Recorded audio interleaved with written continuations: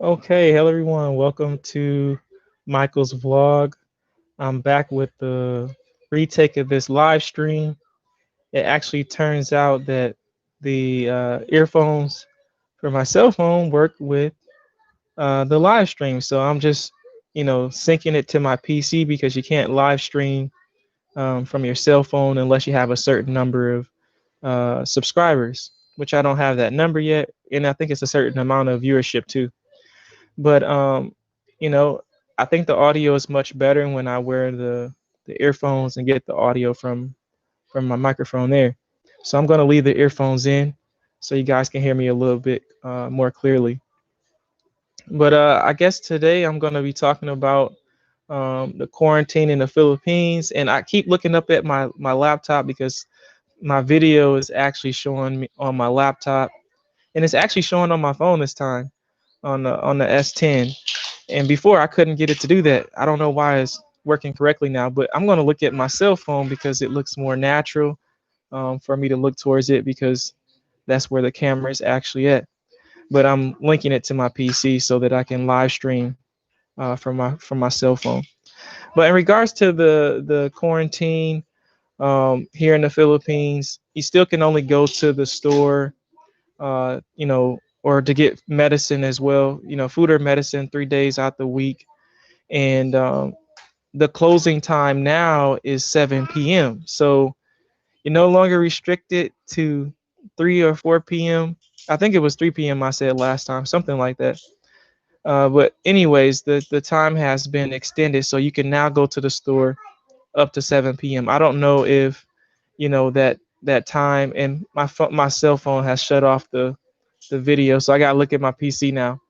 But before, it could only go like 3 or 4 p.m. But now you can go 7 p.m. But I don't know if that cutoff, for going in the store to get food and medicine is at 6 p.m., meaning that, yes, the store may close at 7 p.m., but they may cut you off at 6 p.m. To make sure that they close on time. But I'm not sure if that's the case because I haven't actually went past 6 p.m. I'm there before that time. But just know that, if you're in the Philippines, you can go up to that time 3 times out the week, depending on your quarantine pass. Other than that, I haven't noticed any other changes here regarding, the quarantine status or situation here. I think they did open up in our condo area. I think they did open up one thing that you can go into now that wasn't open before, but it was just like I forgot what it was. I saw something. Oh yeah, yeah. You can at least go in the pool now. You couldn't go in the pool in our condo before, but I guess whatever quarantine restrictions changed, they do allow up to 6 people in the pool at a given time, and they restrict you, I think, to like an hour or something like that. So you can at least go do something outside. It's not just a complete disaster. Like I know a lot of people are stressed being stuck in the house, and I know that doesn't help with your health, aside from the virus thing. If you're locked indoors all day long and your stress levels go up, that can make you sick too. So just being able to go outside and do anything, is highly important so that you don't get too stressed out, and not be locked in your house too long. All those things are important. But in regards to things outside of the restrictions on what you can and cannot do, we haven't had any crazy stuff happen. There's not like stuff running out in the stores. There's like stuff is still on the shelves here. Food cost is about the same. I heard in the US that the food cost is actually going up somewhat. I don't know how true that is. It may vary from state to state there. That'll be my assumption, but I'm not physically located there. But I heard that your food prices and stuff is going up a bit. But food prices here, from what I can see, hasn't really changed. Um, there's not really any increase in crime that I've noticed. None of that kind of stuff here. So overall, things are good in terms of getting things shipped here. If you order something from online, Stuff is still being shipped here. I can verify that I have ordered some things, and I've seen some things from here locally that can be shipped to you, and also internationally. So you still can order things internationally. It's just that the wait time to get something here in the Philippines right now is just extremely crazy. If you're ordering something internationally, it may take a very long time unless it specifically states in your shipping that it's a short term, short run shipping. But if you're ordering something and it's 60 days may turn into 90 days type of situation, or it may be even a unknown, like I don't know when it's going to arrive type of situation. So if you are going to order something internationally, I highly recommend that you get it with a tracking number, because hold on one second. Okay, I have to go. I'll be right back. I hate to cut out on the live streams like this, but I gotta get my son to the potty. So I'll be right back, y'all. I'm sorry for this cut in the video.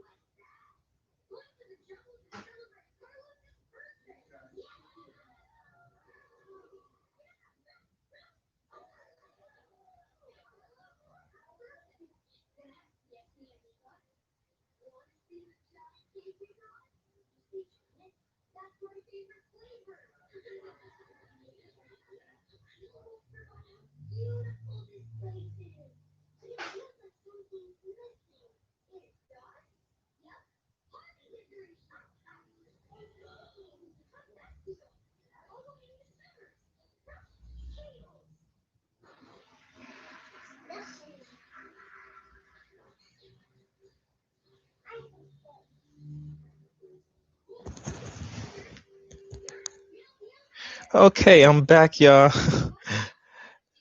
All right, I'm back. Got 'em taken care of now.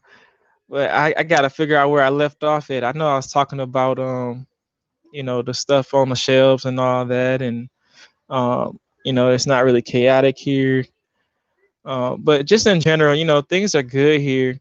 If you're getting something shipped, to the Philippines, definitely make sure you get a tracking number with it, because with the situation right now of what's going on globally, um, the last thing you want to do is order products that doesn't have a tracking number. You have no idea where it's at. If you don't have that tracking number, you can pretty much just be sitting around waiting forever, and you'll never know when it's going to get to you, especially if it's something important. If it's something that's of high importance, I would not order anything that's of high importance without a tracking number, because if you don't have a tracking number, you don't know when you're going to get it. And the delays that could occur, with the global situation we got going on, could be extremely high, extremely high. So that's my update on the quarantine stuff. If that's all you came here for, you got all the information that you need. Now let's talk about America as well, because I've heard that the unemployment there has reached an extremely high level, like 40 plus million now, unemployed, which is just that's a big number, y'all. And I've been looking at different videos where people talking about, in some cases and I don't know if this is true. Again, I'm just watching it from an outsider point of view, from an outsider's point of view.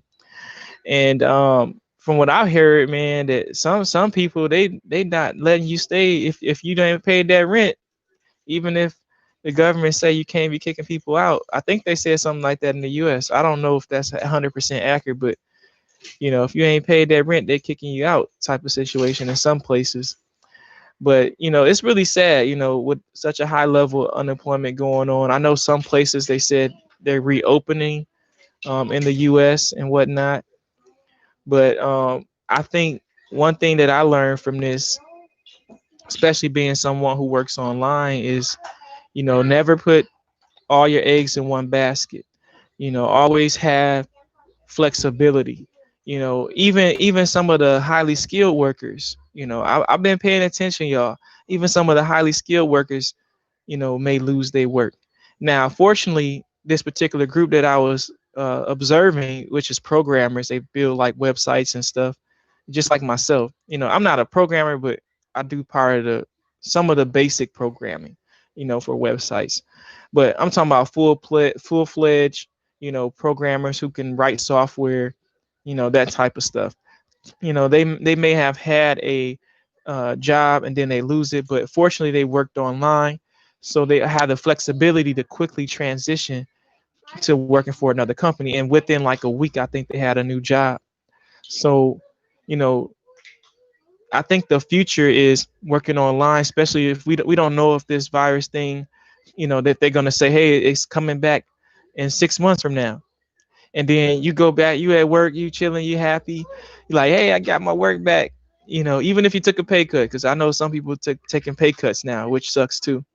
But you get back in your job, you there for a few months, and then like, oh man, then it came back again, and then you out of work again. So do you really, looking at this situation, do you really want to put yourself back in the same situation you just came out of? Or do you want to try a different strategy and say, you know what? Or even if you do go back to working for whatever company you're working for before and you take your pay cut, I think you need to have an online business. That way, if they tell you in a few months, hey man, your job is gone. We not reopening because this darn virus then shut us down again. We can't do it again. It's just not gonna work for our business financially. Okay. If you lose that job, you go back and you work online, and everything is good. So have an exit strategy, if even if you do go back to work. But if you don't go back to work, you need to learn how to work online, which is, and I'm not here just trying to self promote. I really do believe in helping people, and I am going to mention I do have a course on Skillshare that teaches you how to work online. I have experience with this, and in my training videos, I actually walk you through the process. And it's not like, you're paying some, I'm gonna be upfront with you guys. I hate scams. I absolutely have an abhorrence for scams.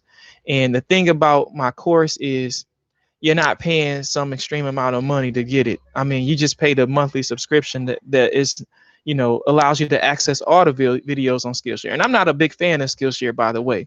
I had my little issues with them, but either way, that's where my courses are mainly at this particular point in time.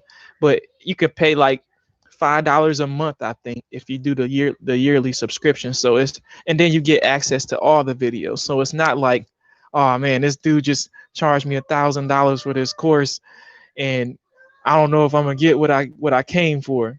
The thing about that is either people are gonna watch it because you put the right content in it, or they're not, and you get paid based on watch time. So the end of the day takeaway from it is this: if I don't put relevant, honest information in the course, you're not going to watch it. And guess what? I get paid based off of how much you watch. So the thing that I love about Skillshare, as much as I don't agree with everything, with Skillshare in terms of their operations, because everything is based on watch time, the creators have to create something that's actually honestly of value. If it's not honestly of value, people aren't going to watch it. They'll watch a few minutes and be like, this dude, he's just not being honest. He's not giving me good, accurate, powerful, profitable information. So I think that's what makes Skillshare so beneficial. And I'm not trying to promote Skillshare. Trust me, like I said, I have my issues with Skillshare, but I can't, I got to be honest. I can't deny the foundation. It's beneficial. I'm that type of guy. Even if I don't like your company, in terms of how you do everything, I'm still going to call out what works and what doesn't work. And for me, that works. So if you watch my course on Skillshare, and I'll put a link in the contents section beneath this live stream.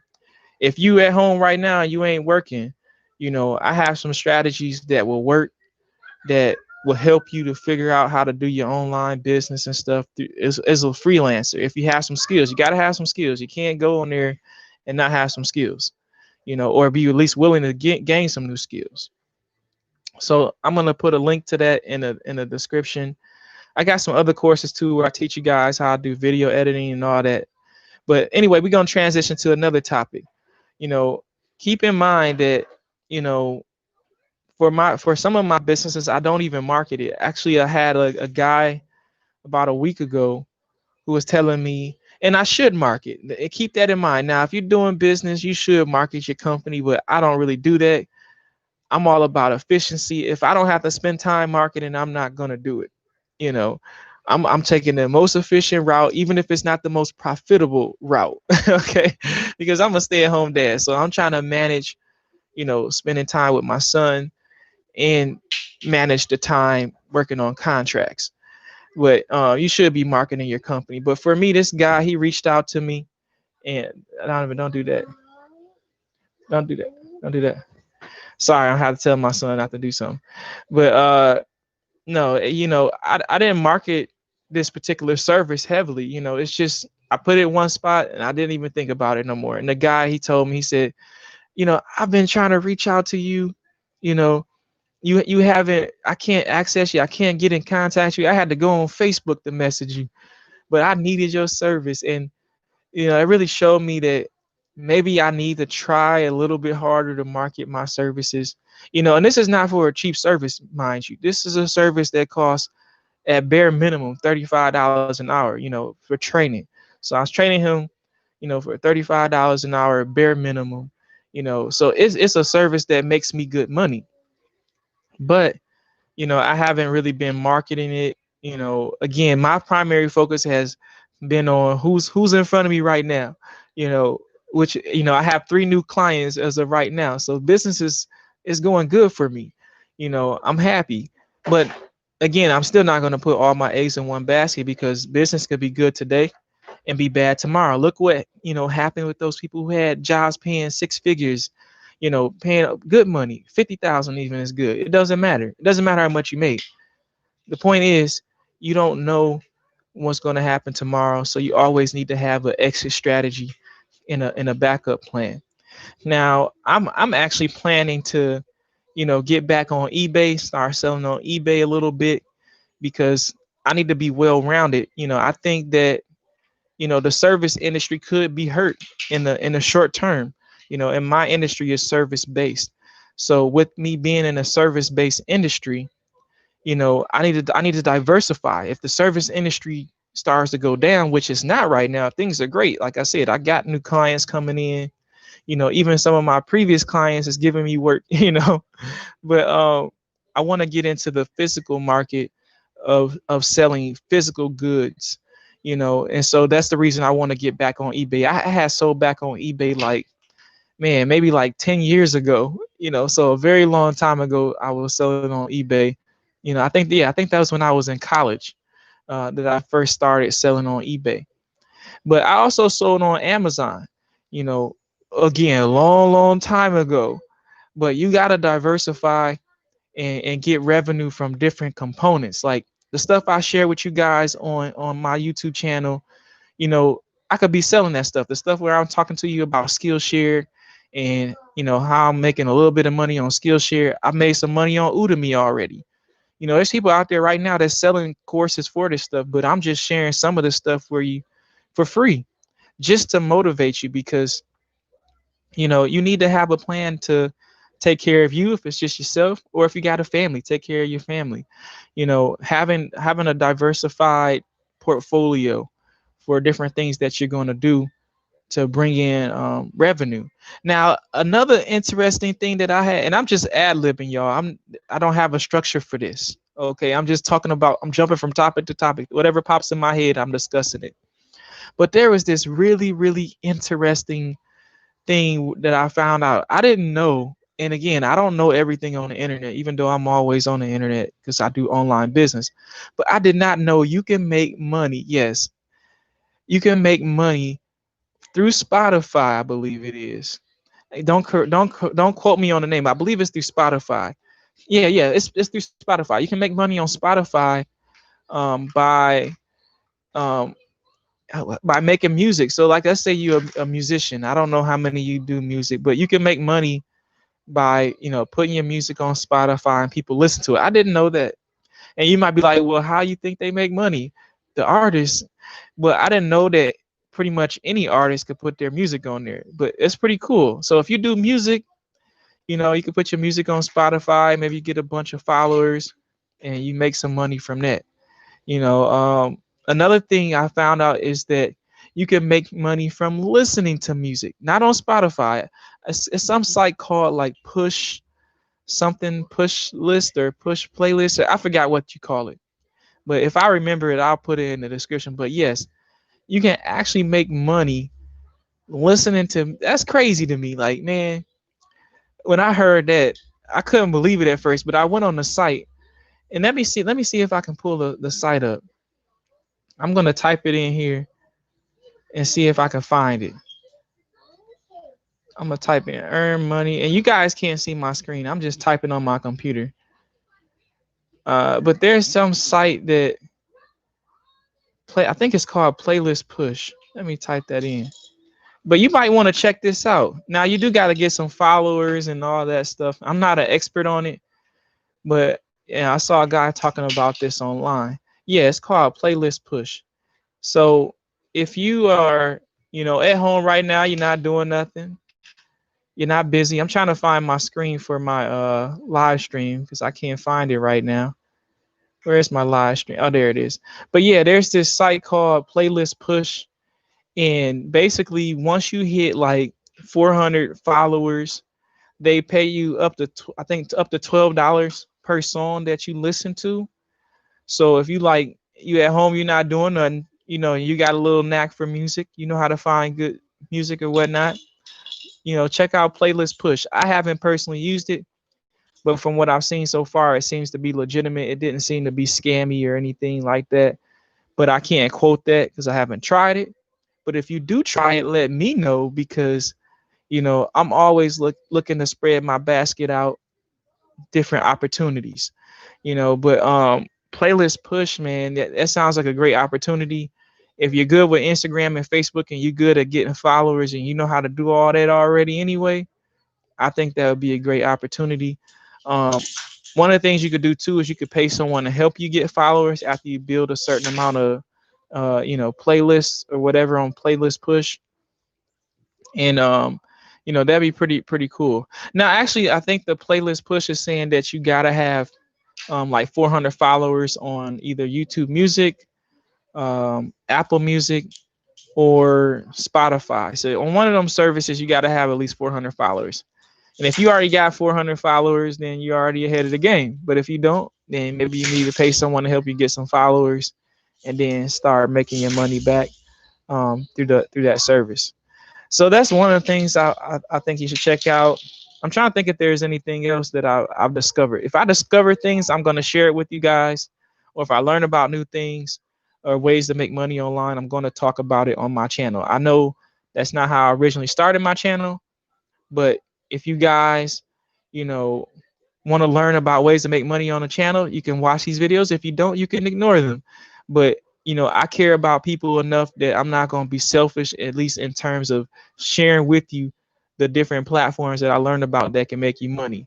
I can tell you, for example, I know that eBay can make you money. I know that it can make you a whole lot of money, but I'm not here because I'm trying to make you guys rich. I'm just here to, try to help you put some food on the table. If you're struggling right now, there's 40+ million people out there without work, so I know somebody can benefit from these videos. So I'm gonna make them even if you don't like them, because somebody's gonna like them. But check out eBay. Definitely, I know you can make money on there. I've done it before. And the reason I say I know you can make a lot of money on eBay is because I saw from experience that for example, I was on eBay selling the sweet and crunchy Planters peanuts, and I sold that also on Amazon, and I was making like crazy amount of money just selling one.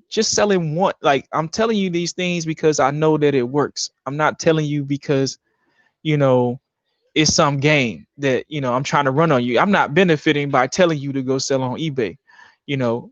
I'm not getting anything out of that. It's just me sharing it out of the kindness of my heart, you know, with you guys, because I want you to prosper. I want you to have success. And it's very rare that you get somebody that, you know, really, really will do these type of things for you, and it's most of the time people that's online, they trying to run game on you, try to hustle you type of stuff. I'm not that's not my character. That's not who I am. That's not the way that I was raised. That's not what I believe in. So, when I give you information, it's legit, and I can back it up with statistics and data. But let me read my chat. I see somebody, uh, what is he saying? Really? Wow. I hope you guys are reading the comments right now. So somebody in my chat just wrote some crazy stuff. But you know what? I don't believe in muting my chat. If you want to say something bad in my chat, you fine to say that. But it's a guy that just wrote some stuff in my chat. I want you guys to see this. I'm not gonna delete it. I don't mind it. I don't mind putting that information out there and letting people read it, because, people need to see the world for what it is, and it's got nothing to do with my actual chat. The stuff that was, I mean, it has nothing to do with my video, the stuff that he just wrote. He just wrote some, I'm just gonna call it what it is. He wrote some evil stuff in my chat, referring to Africans. And, if he want to write that kind of stuff, write it there, because I want to expose it anyway. Now I'm not saying everybody is like that, but we gonna change the video up. So he helping me add a new topic to my video. So there, basically, I'm gonna call out what he wrote. Dude just wrote, good kill, referring to the African guy in America, George Floyd, who got killed. So you have someone, and this is why we have problems in America, because people like that who write wicked stuff or have a wicked mindset, towards a certain people group, in this case, African Americans like myself. But, it is what it is. But we can't focus our energy on, what they talking about, what they doing. I don't know if this guy is, of whatever. I don't know what group he's from. And it doesn't really matter what group he's from at the end of the day. I believe that everybody should show respect to everybody. It's just point blank. It don't matter if you're African. It don't matter if you're white American. It don't matter if you're Chinese, Indian. We should all respect each other. And when we stop focusing on the people that, are making comments like that, good kill, like, you really don't have a life if you came to my channel to write some mess like that. Like, and here's the thing, my channel not even big. Like, that's the funny thing about it. I don't have thousands of subscribers, but this guy came to my little tiny channel to tell me that it was good that somebody got killed. Now, that if that don't show you how wicked some people are, I don't know what else to say, man. I'm just stunned right now that he even wrote that in my chat. But I see somebody wrote, I don't know. I don't know what's going on with my chat today, y'all. Like, honestly, this is some weird stuff. I was trying to have a live stream with you guys, but when I look at my chat, I don't know if this is like, here's the other thing too, you guys got to understand. The reason I'm not getting all turned up about the chat too is, see, I work online, and I have experience with the digital era. I grew up in that era. So I understand that some comments may not even be legitimate comments. It could be spyware, it could be a bot, so and this is something I need to educate my viewers on. Not every comment that you read is from a human being. It could be artificial intelligence where, they have a robot that goes out and it may post a specific message to incite a specific type of emotion. So not everything that you read and view is honestly from a person, not always. So keep that in mind. So when I read the comments, I don't know if it's digitized or if it's a human being. But if it is a human being, it is what it is. But hey Daniel, man, I wouldn't even worry about what dude's talking about. At the end of the day, man, I wouldn't even reply to the guy, the guy that's in my comment section that's saying some racist stuff. It is what it is. I don't get butthurt about what people say about me. At the end of the day, we all gotta do our own thing, man. So, but I do appreciate, people who will say something about what was said there, but I'm not trying to make my channel about that right now.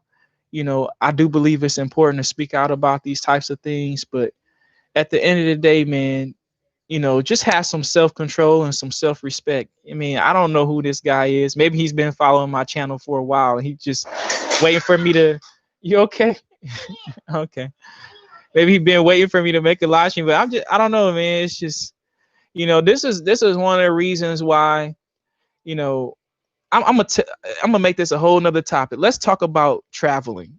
Okay, let's talk about traveling. This is why it's important for anybody, that may have experienced racism in America, because it's not just one group of people that experience racism in America. It's just that right now African Americans are on the hot plate. We've been put in the forefront of the picture. But I recommend everybody that's in America that maybe you feel at disadvantage, you feel like you experience lots of racism, travel the world. Because I'm gonna tell you right now, here in the Philippines, at least from my experience, racism is not like how it would be in America. And just traveling to any country, I think in general, like, I think it's really important.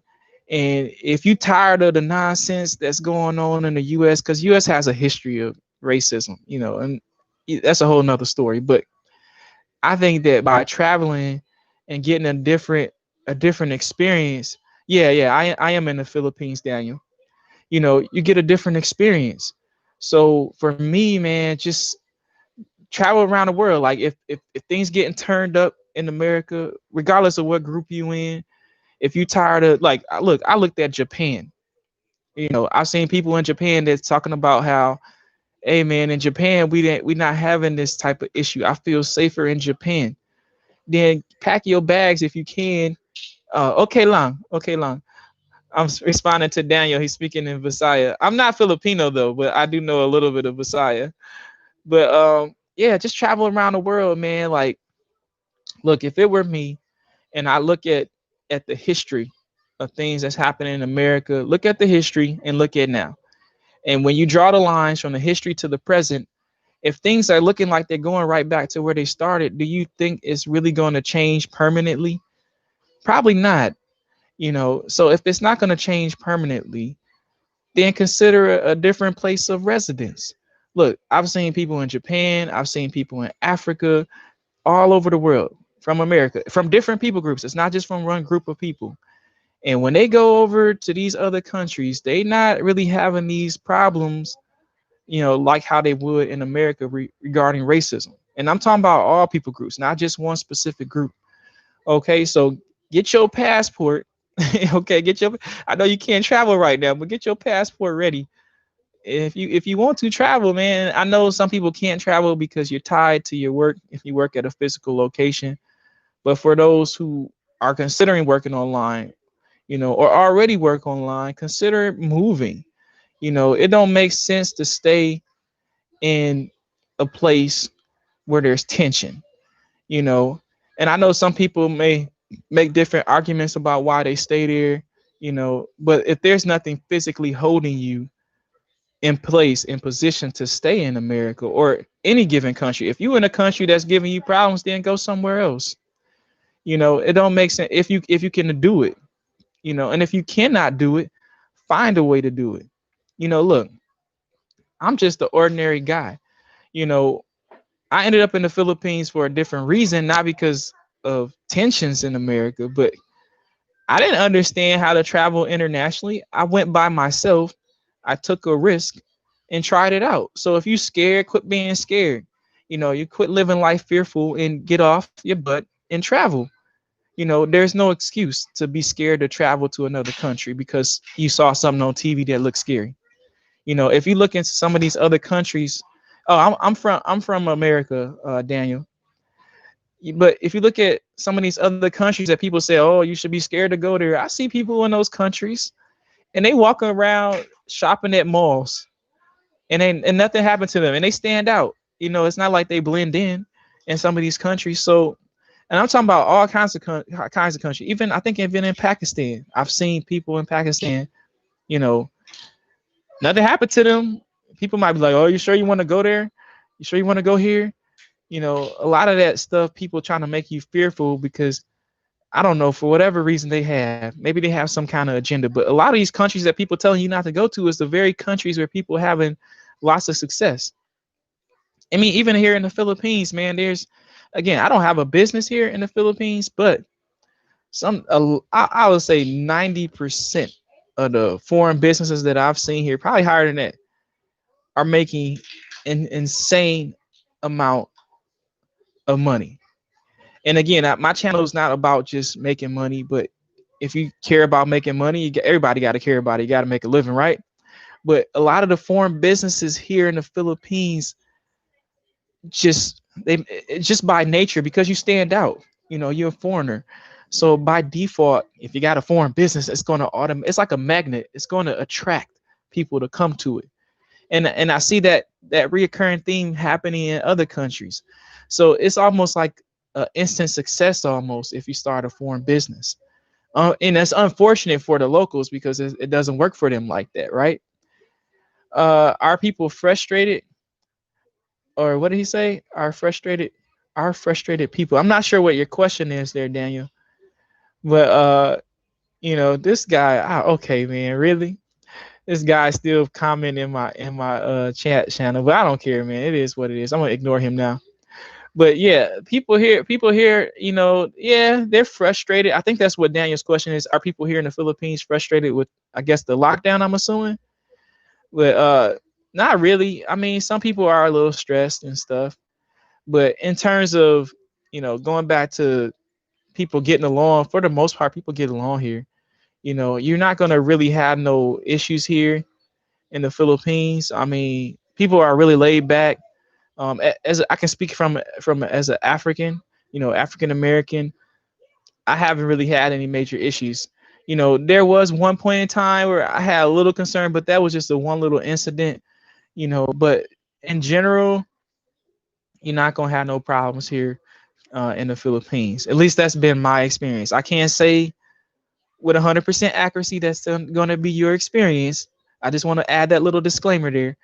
But my experience has been, for the most part, people are actually overly generous and kind, and it's like to a point where it was kind of scary to me. I shared a story with you guys before in the previous video that a guy was trying to buy me food, and I was like, "Hey, man, you ain't gotta buy me no food," you know, when I was up in the mall, because I thought he was on, you know, trying to recruit me for something bad or something, you know, because that's how it is in the U.S. If you know what I'm talking about, when somebody offer you food in the U.S., you know, they might be trying to recruit you to do something bad. But that wasn't the case here. But people here are very, very nice, you know. You know, and Daniel, I agree. You know, I'm reading his message here. You know, karma will come back on people. I mean, and also we gotta look at the way people raise. One variable that, you know, and I didn't want to make this live stream about, you know, the George Floyd situation, but since he interjected, I do need to respond to it so that we have an understanding. You know, not everybody is raised, you know, with certain morals or certain principles. And so, although you may be upset with the way that some people behave, if you're raised a certain way and taught a certain way of thinking, that's the outcome you're going to get. You know, the way you raise a child is the way they're going to behave, most likely. Not always. Some children, they go off on their long little pathway, but in a lot of cases, the influence and the teaching from a parent, it translates into your behavior as an adult. So we can't be 100% angry. You know, you have to reduce some of that percentage because you got to understand that some people just raised that way, and they may need some coaching. That, hey, that's not how you behave. That's not how you act. You know, and there is a certain possibility of, you know, correcting that behavior in some cases, but some people are just too lost. You know, some people you're not going to be able to change that, but for some people you can change their behavior and their actions if you're willing to take the time out to get to know that person and hopefully, you know, change them. Because I consider that abuse when you teach your child to be evil towards any group of people. It doesn't matter what group you're from. If you African American and you teaching your child to abuse a white person, that's evil. Just like if a white person teaches their child to abuse an African American, that's evil. You can't call one group evil and not call the other group evil for doing the same thing. You gotta have a equal. That's at least that's the way I was raised. You gotta keep it equal. You can't be like, oh, it's right for them to do it, but it's wrong for this person to do it. Okay, you got to be equal in your judgment. But for you guys who follow my channel, I believe in God and that and whatnot. So for me, I'm not gonna burn my energy up, attacking people and all that. I believe at the end of the day, the people that feel that disadvantage, you got to work together. If a specific group of people are being attacked or abused, you should network. And the information I share on this channel, you know, is it's for everybody. I don't care if the person who's evil benefits from it. It is what it is. But my channel is for everybody from any people group. You're not gonna hear me on my channel bashing a specific group. Now I might bash behavior. Now if you out there doing some evil and you're beating on somebody, then yeah, I'm against that and I'll speak out against that. But I'm not gonna put people in a group and say all people in that group are like this, because that's not true. History proves that to be the case, that not all people in any particular group are a certain way. But in regards to I have a son. Actually, my son is Filipino, half Filipino, half African. And yeah, I do believe in being a good father, Dan. You got to raise your kids right, man. Like, one, and I mean across the board. I'm not talking about just abusive behavior, but just from an entitlement standpoint. My son, he is a little bit of spoiled, but I make sure he understand he got to have self-control, got to have self-discipline. He got to work hard. Nothing in this life is going to be easy. Nothing's going to be given to you. I mean, look at the unemployment situation in America. Those people who thought that they had their job, they gotta get up and readjust. Life is one of those things where you gotta keep making adjustments. You can never get comfortable. And one of the things I taught my son is to work hard in life. And I'm tough on him because life is tough on you. A lot of times, you know, in America, we teach our kids to be a little bit soft. That's just my opinion.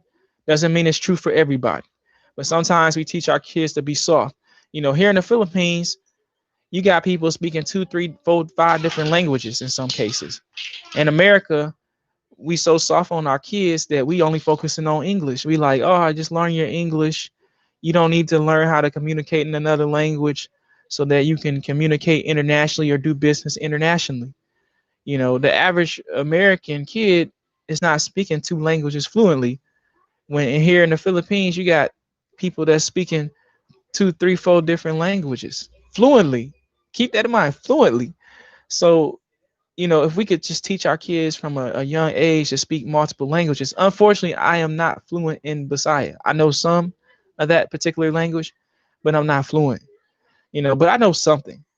But we got to prepare our children for the world that they're going into. And the world that they're going into is a world of high unemployment, which is what we're seeing right now. So what do you do to not only prepare your children for this high unemployment, but how do you prepare yourself for the high unemployment? And the best way that you can prepare yourself and your family for high unemployment is to build skills. Skills pay bills. Right now, I'm learning a new skill on Skillshare. So it's not just me promoting my course.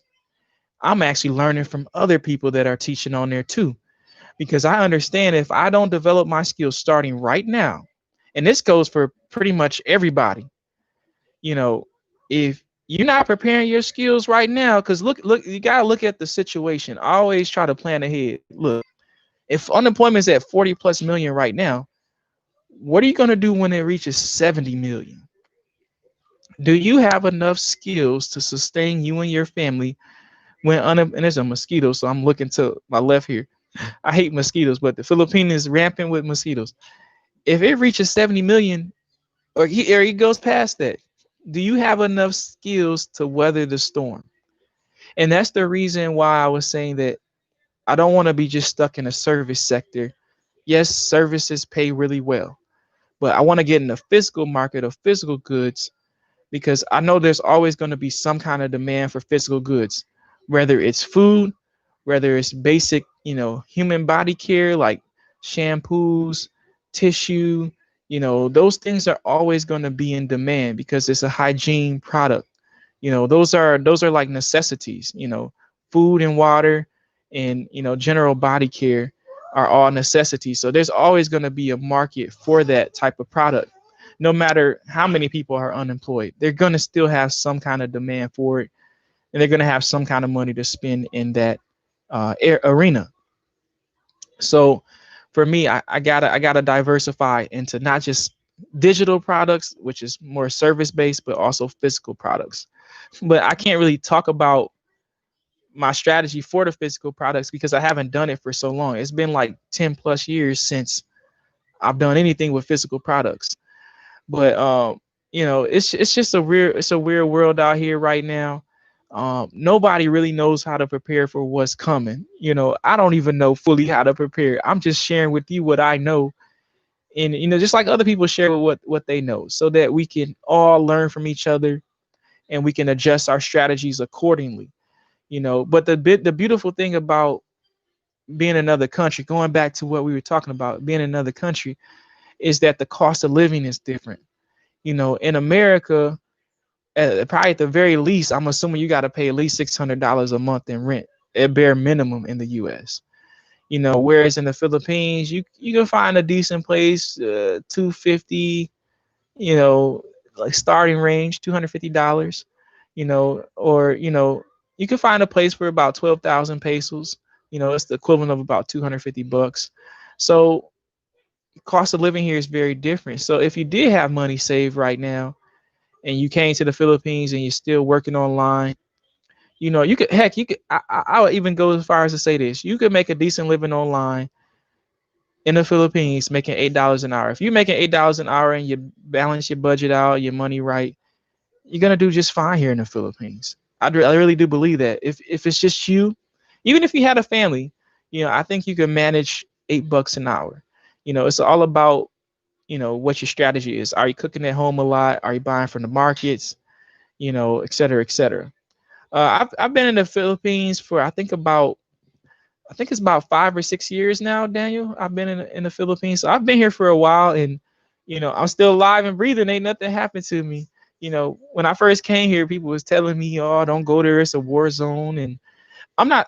And I want to say this: I'm not saying that nothing bad can happen here in the Philippines. Bad things happen all over the world. No matter where you at. Look what happened in America.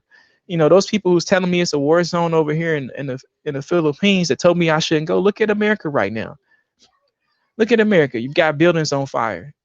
Ain't no buildings on fire here right now. Not to say that that couldn't happen, but my point is, no matter where you go in this world, you're not guaranteed safety. So quit being fearful, because there's always going to be danger, no matter where you go at in the world. So if you know there's always going to be danger, all you can do is just try to prepare the best you can and pray that you stay safe wherever you are. I know that things could change in a flip of a switch here in the Philippines. You think I'm not paying attention to what's going over in the Chinese Sea right now, or the Filipino Sea, whatever you want to call it, because they had a little dispute about that. But the point is, there's a lot of tension right now in the waters. So believe me, I am paying attention to that. Things get turned up real quick here in a matter of seconds.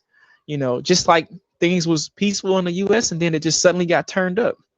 So all you can do is prepare, and hope for the best, but also have an extra strategy. You think I haven't looked at other countries? If something bad happens here in the Philippines, believe me, I'm looking at other countries that I could exit my family to if something bad happened. And just like in America, if you're in America right now and things get turned up even higher, you need to have an extra strategy. If you don't have a passport, you can't go nowhere. If you don't have a passport, you can't go nowhere. If things got really bad in America, where do you have a plan to go somewhere? Most people probably don't. The people that was living in those cities where things was being put on fire. I mean, I saw I saw the violence, like, and I'm not talking about just one specific group of people. I want to make that very clear. I'm not saying it's just African Americans that were being violent, okay? But when you look at the violent videos, I mean, it was just really gruesome, man. I couldn't watch it fully. Some of the people was being so violent, man. It was just like, man, oh my God. You know, it made me think, man, what if I was living in that city, and I didn't have a passport to leave? Yeah, I'd be stuck there. And if you got kids, do you really want your kids stuck in that mess? Always have a strategy. Have at least 2 or 3 different countries that you could go to in case things get bad. But let's shift the conversation. I don't like talking all about this negative stuff. Let's go ahead and talk about it's not really negative, but let's talk about the quarantines globally. I know Sweden doesn't have a lockdown, which is pretty cool. Maybe everybody might not agree with that, but that's how they country do things. They don't want to do the lockdown. Awesome. I think that if everybody's doing the same thing, we don't know if doing the opposite is better than what you're currently doing right now. So I'm a firm believer in both sides have to be tested. You have to have some countries that do full lockdowns, and you got to have countries that don't do a lockdown in order to truly understand, is the lockdown even benefiting? Because if everybody's doing a lockdown, then the only thing you can base evidence on is a lockdown. But if you got some countries that's not doing lockdowns and some that are doing lockdowns, then you can get to the truth, and that's my thing. I always want to get to the truth and to the facts. And the only way to get that is to get 2 sides of the story, right? Now, not just Sweden, I think what's that country called? I believe it's Tanzania.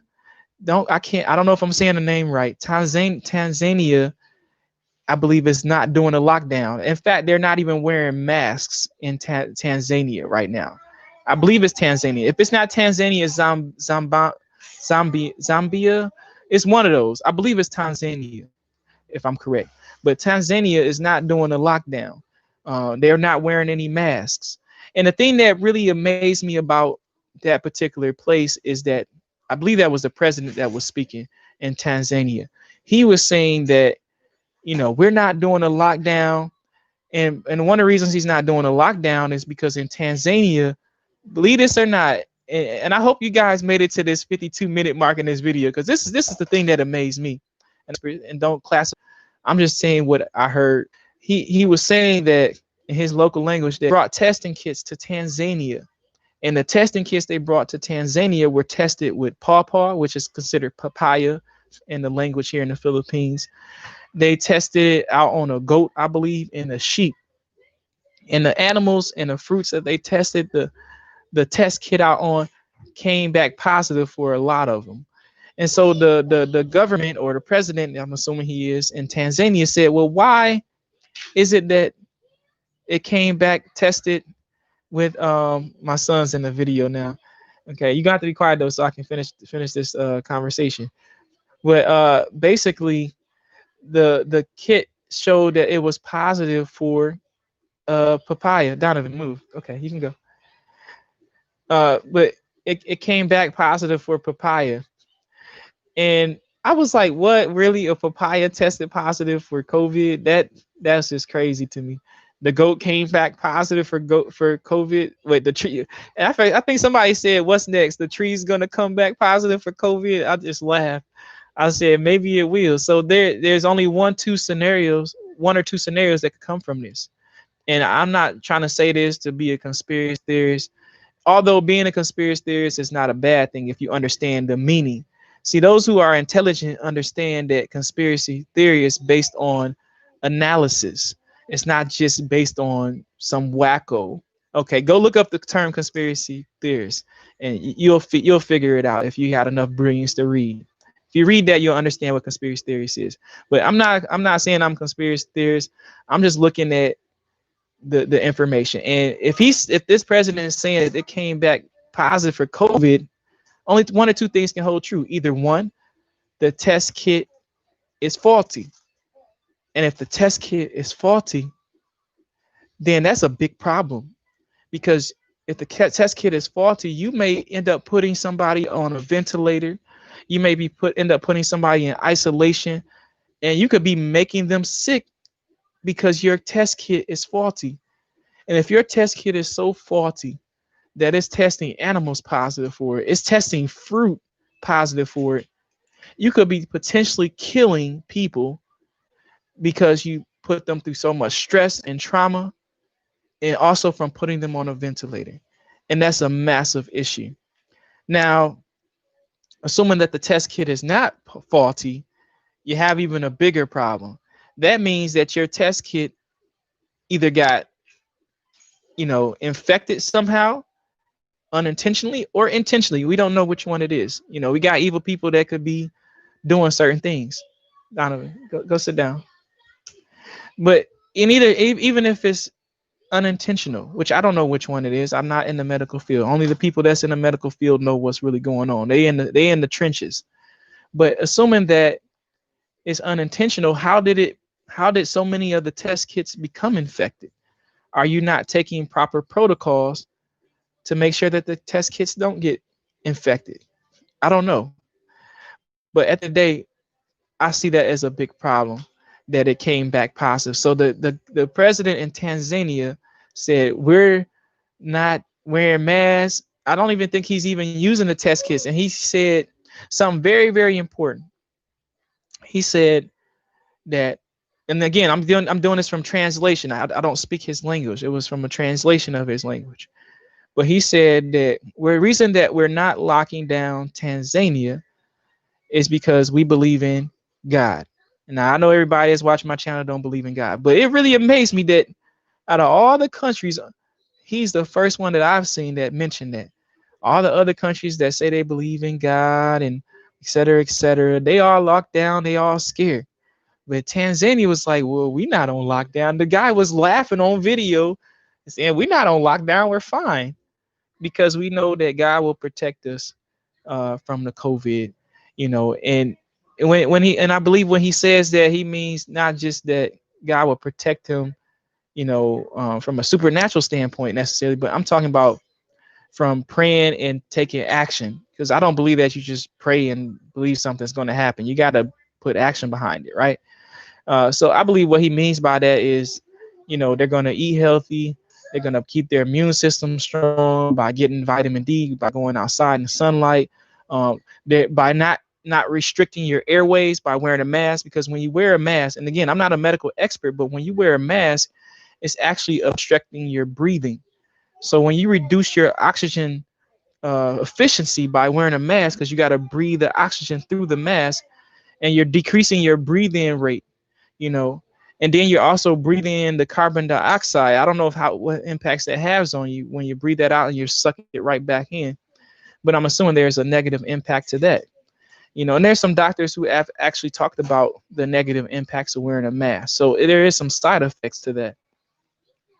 But in general, man, Tanzania looks like a great place to possibly be. I don't know the economy, so I can't speak on it from an economic standpoint, but at least from, the lockdown, they seem to be okay. I haven't heard an insane amount of deaths happening in Tanzania from COVID. And I think even in Sweden, I don't think it's like an outrageous number. I don't think it's any worse than the other places. So assuming that that's the case, why are we even doing a lockdown if it's about the same as in Sweden? There seems to be, a similar correlation of what's happening there. But I don't know. It's a lot of stuff going on. I can't keep up with it all. I think that, we got to be really smart, for the long run, to keep our families safe and protected, and just keep consuming information and hear both sides of the story. The worst thing you can do is close your ear and only focus on one side of the story. I listen to stories that I believe in, and I listen to stories I don't believe in, because my views and beliefs could change based on new information. So even if I don't agree necessarily with a point of view that someone may have, I still listen, because by hearing their side of the story, that information could change my viewpoint later down the road and make me say, oh, you know what? I think they were right. Maybe I'm wrong about my point of view on this, because that's how you learn. You don't learn by only hearing one point of view. You learn by hearing different points of views, and then taking that information and putting it in one box, and then analyzing it all and say what makes sense to me out of that information, and then come to a conclusion from that information. But from my analysis, I'm going to say this about, and we're going to talk about business now in terms of in relationship to the quarantine. My analysis from it is this. someone is determining whose businesses are essential and someone's determining whose businesses are not essential. But here's the thing. Isn't it a coincidence that all the essential businesses are the big companies? It's not the small businesses. That's what I've been seeing from my analysis of America. I can't speak for the other countries, but for America, all the small businesses are not essential. Only the big corporations are essential. And I'm talking about across the board. You know, the big companies are open right now. They're still operational, but the small businesses, and that's kind of how that's how I classify it from my observation. It is the big companies are essential, the small businesses are not essential. I didn't see any of the small business groceries open. I only saw the big grocery stores open. You know, the big ticket stores open, but the small repair shops not essential. You know, only the big repair shops are essential. Now, I could be wrong. Again, I'm just analyzing this from the news stories that I've seen on YouTube or other news media outlets because I'm not physically located there. Now, you guys can comment and tell me what you see going on, but you know, I saw an issue where a guy wanted to open his barber shop up, you know, and they shut him down. But here's the thing. If you can go into the grocery store safely and buy food at these big corporations, okay, and safely social distance and do all that, then why can't you go to the barber shop and safely social distance as well? So from my takeaway from it is, and I could be wrong, this is just my observation and my opinion could change later, but it seems to me potentially that the big companies are trying to snuff out the small and medium-sized businesses and prevent them from doing business. So if you crash all the small and medium-sized businesses like a vacuum, all that all that business is going to be sucked up to the large corporations. So imagine if you collapse all the small and medium-sized businesses, what are you left with? You're only left with the multi-million, multi-billion dollar corporations. And who can you do business with after that if you collapse all the small and medium-sized businesses? I'm not saying that this is what is intentional. Maybe it's just the way it is. Maybe that's just how they figured it's safer to let the big companies do everything. I don't know. But it looks like to me that they're trying to crash the small and medium-sized businesses, at least the physical brick and mortar ones. And then you ain't got no choice but to do business with the big companies. I mean, you tell me if you know of small businesses that are open right now that have been open throughout the whole quarantine process, let me know. But from what I've seen, it's only been the big companies that are allowed to be open, and they're making. I mean, look at their profits right now. If you look at the big corporations' profits right now, it is through the roof. Why? Because all that energy is being concentrated and that wealth is being concentrated into their businesses because they're the only ones allowed to be able to operate. Imagine if you were Walmart right now. Man, your profits are got to be just through the roof, record highs. I mean, think about it. The shelves, from what I'm hearing, are keep getting emptied out. So they're making probably billions of dollars during this lockdown. This lockdown has been, and I hate to say it like this, but this lockdown is making them even more rich than what they were before the lockdown. Now imagine if we did the inverse and we said, you know what, we're going to shut down all the big corporations and then let all the small and medium businesses operate because they have smaller stores. So by default, you can only let a certain amount of people in the store. So that'll help to keep the social distancing better because you can only let a few people in at a time anyway. It's guaranteed that you got to keep it at a certain capacity. Okay. Those small, medium-sized businesses would overnight become ultra rich because all the business will be concentrated into their companies. So I think that we're in a what I would call a business war where the businesses are kind of going to war with each other. It is what it is. You know, when money is involved, war is involved. That's just the nature of it. You know, competition is war. It is what it is. You know, you're going in there to win. You're not going in there to lose. It's simple as that. Either your product and service is going to outperform or it's not. Simple as that.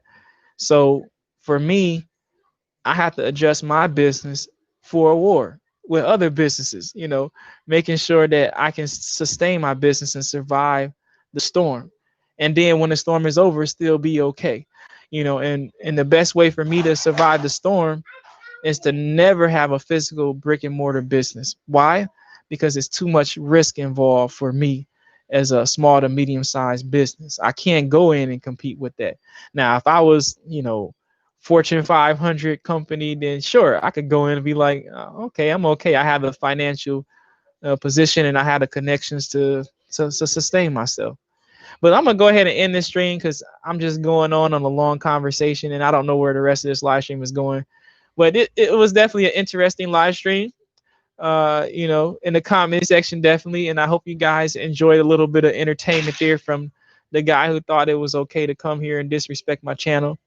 But at the end of the day, I'm not gonna let that, hurt my feelings. I'm just gonna continue to do what I do, helping other people and connecting with like-minded folks that, aren't, thinking like that negatively. Because if we, focus our energy on those people that are doing all the evil stuff that they doing, it's only gonna make you, become more, probably angry or upset. And why focus your energy on that? You know what I mean? Like focus your energy on working with folks that, have a upright mindset, have some morality. And if you do that and you separate yourselves from them, there ain't nothing they can do to you. Because if you're working with the people that are moral and upright and, trying to do the right thing, then you're going to prosper. While they having all their negative energy over there, let that be, and separate yourself from that. But it's funny that even in the Philippines, somebody in some country found my video and decided they're going to comment negatively about it. And your life got to be upside down when you, I mean, come on, man. Like I put it like this, if you're doing well and business is good for you and your family, why even waste your energy on what I got going on? Like it'd be different if I came to that guy's YouTube channel. I don't even know if he has videos up, but it'd be different if I came to his YouTube channel and I just kind of interjected myself into his channel and he don't like people like myself who are African American. It'd be different, but he came to my channel. And again, my channel is not even that big. Like, I don't know, man. I would love to hear some more comments on this video when you guys watch through it. But what are your thoughts about Mr. Whatever that guy is that came to my channel writing some evil stuff? What do you think I should do? Should I block out comments from people like that, or just leave it there and let it be exposed? Because I don't want people to be oblivious and ignorant about this type of behavior. I do want it to be exposed. I don't mind them commenting. Say whatever you want to say. Say how you want to say it. You got freedom of speech. Say whatever you want to say in the comment section. For me, put it on out there because I want to know how you feel. If you hate me or you hate people that look like me, go ahead and write it. Say whatever you want to say in the comment section because I'd rather know how you feel about me rather than it just being sugar coated and hidden in a dark secret tunnel. It's better to know who your enemy is than not to know who your enemy is. Keep your enemies close so you know everything about them. Say whatever you want to say. Do whatever you want to do in the comment section. Hell, if you want to do a live stream and say something about me, go ahead. We can talk in a live stream because I'm okay with exposing that type of behavior because I just find it intolerable. It's not a tolerable behavior for someone to come and be rude and disrespectful to anybody. I don't care who it is. I've seen videos and even in America where some Filipinos been called to some bad words similar to what they would call African Americans. So every group gets disrespected at some point in time. That's just the nature of the situation. But I'm all up for people saying whatever they want to say. I do agree with freedom of speech, and I agree with it not just because, I think people should be able to express their opinions, but I think it's important for us to understand how people think, how people behave, because if we don't let people talk and say what they want to say, we're never going to learn what their mindset is. And if you know what a certain people group mindset is, and I say people group, I'm saying a group of people who think that way, not the group as a whole. Okay, if they think that way, then you need to Try to stay away from them. You need to understand who they are, how they dress, how they act, how they talk, so that you know, hey, okay, when they start talking like that, that's a code language for this type of behavior. Okay, stay away from them until you can figure out, can they, get themselves together? Can they change? If they can't, stay away from that. But all right, man, I'm gonna end this live stream because I need to eat some breakfast this morning and I'm kind of hungry. So I'm gonna get on my Food Panda stuff. And by the way, I'm probably gonna talk a little bit about food because I know that people want to know about restaurants. I think I recorded a video on my phone. I just haven't uploaded it uh to YouTube yet. I might redo it. But if you guys are interested in learning how to use the Food Panda app to order food, I don't know if I put it up. I may have put it up already.